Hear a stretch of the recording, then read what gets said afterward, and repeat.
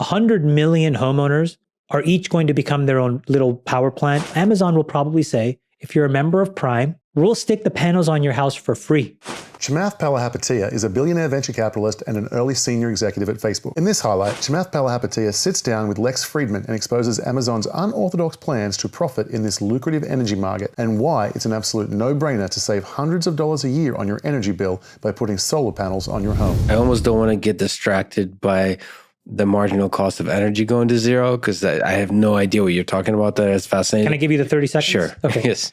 Okay. So if you look inside of the three most progressive states, New York, California, and Massachusetts, a lot of left-leaning folks, a lot of people who believe in climate science and climate change, the energy costs in those three states are the worst they are in the entire country.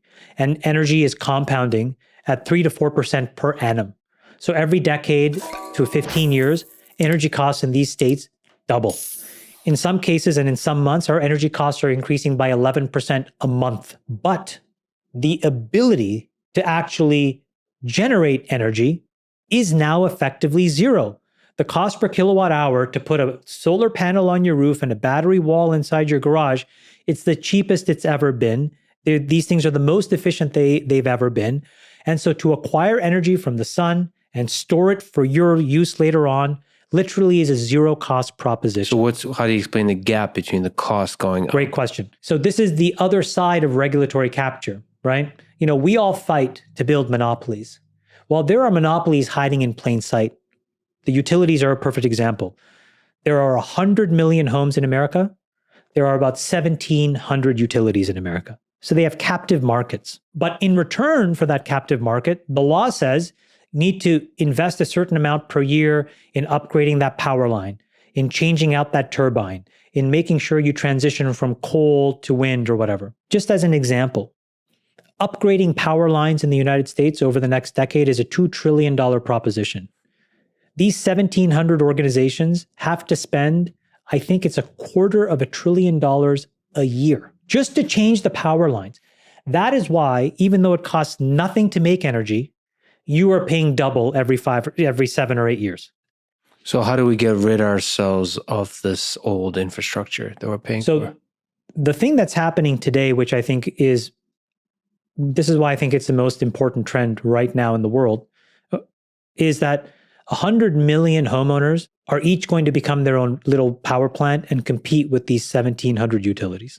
And that is in the United States or globally? No, just deal with the United States for a second, because I think it's easier to see here. 100 million homes, solar panel on the roof. And by the way, just to make it clear, the sun doesn't need to shine, right? These panels now work where you have these UV bands that can actually extrapolate beyond the visible spectrum. So they're usable in all weather conditions.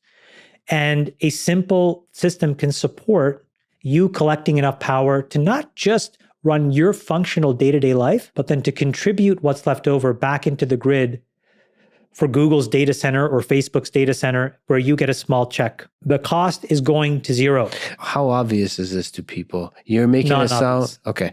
So, because this is a pretty profound prediction. If the cost is indeed go to zero, the cost of compute going to zero, So the cost of compute going to zero is can kind of understand, but the energy seems like a radical prediction of yours.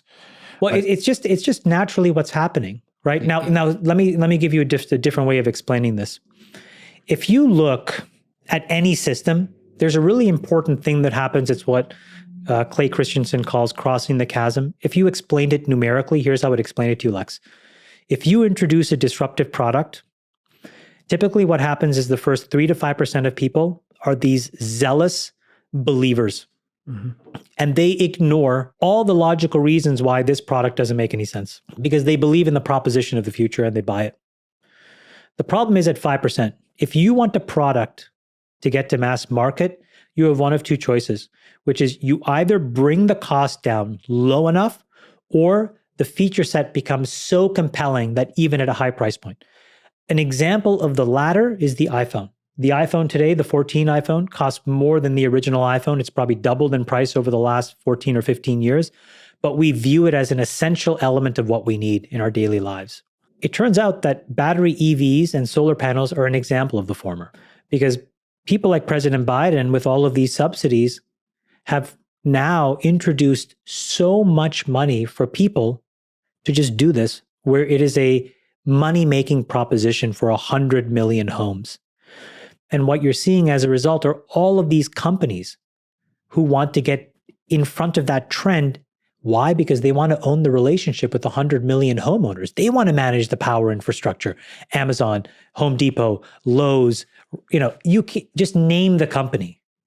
So if you do that and you control that relationship, they're going to show you, for example, Amazon will probably say, if you're a member of Prime, we'll stick the panels on your house for free. We'll do all the work for you for free. And it's just a feature of being a member of Prime. And we'll manage all that energy for you. It makes so much sense. And it is mathematically accretive for Amazon to do that.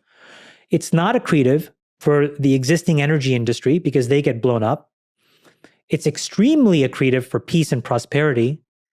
If you think the number of wars we fight over natural resources, take them all off the table if we don't need energy from abroad. There's no reason to fight. It seems like a lot of geopolitics, a lot of international military, even conflict is around energy. So how does your thinking about energy connect to what you see happening in the next 10, 20 years? Maybe you can look at the war in Ukraine or relationship with China and other places through this lens of energy. What's the hopeful, what's the cynical trajectory that the world might take through with this drive towards zero cost energy?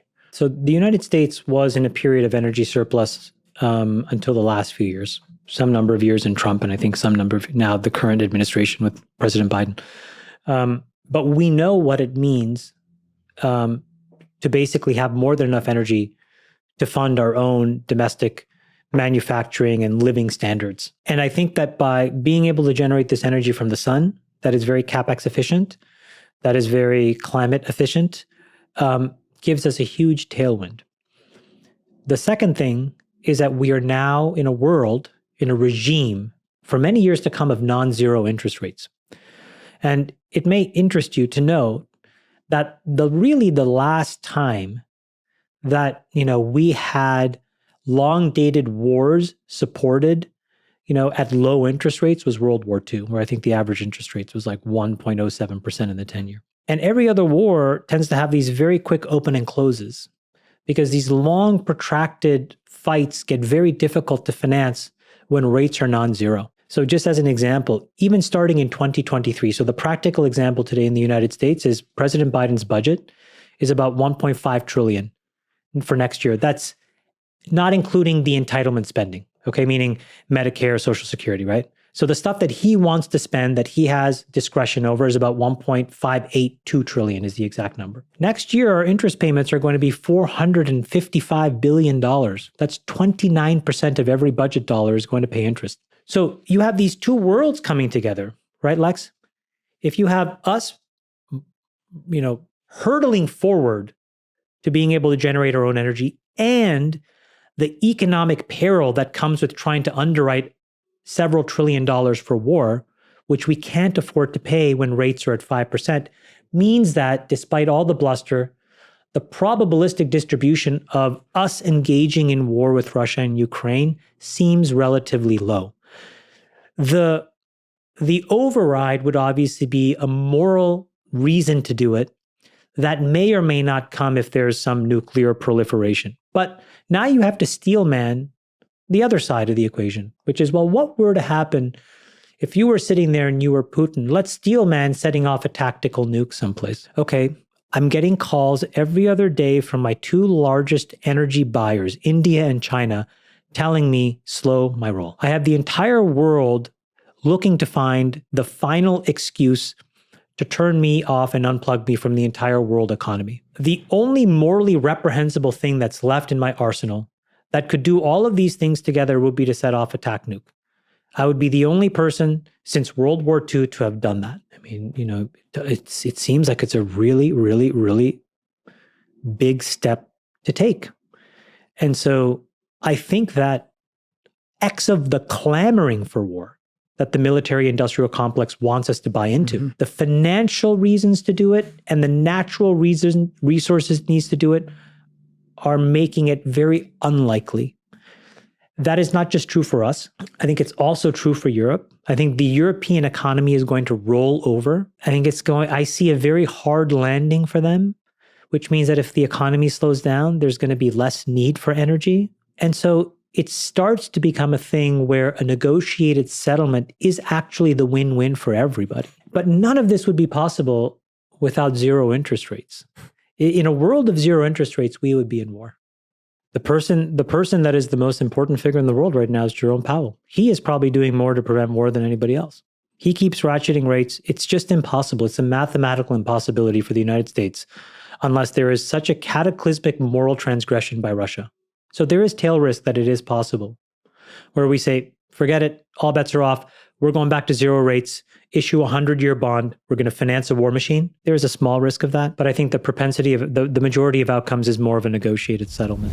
If you enjoyed that video, click here where billionaire Peter Thiel uncovers the fascinating story behind the rise and fall of California. You'll never be able to look at California the same way ever again. You don't want to miss it.